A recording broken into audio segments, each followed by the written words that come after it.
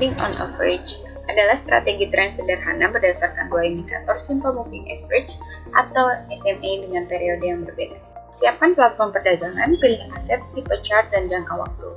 Waktu perdagangan atau periode kadaluarsa aksi digital akan bergantung pada jangka waktu yang dipilih.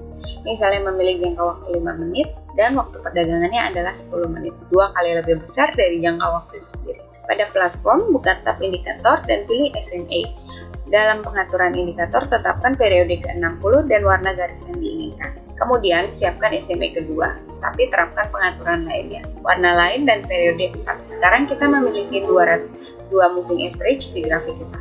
Mari kita mulai berdagang. Sinyal pembuka adalah saat ketika garis indikator melintas. Buka trading bawah atau down ketika SMA dengan periode 4 crossing dengan SMA dengan periode 60 dari atas ke bawah. Dan trading up ketika SMA dengan periode 4 crossing SMA dengan periode 60 dari bawah ke atas. Sekarang mari kita lihat bagaimana strategi bekerja pada praktek.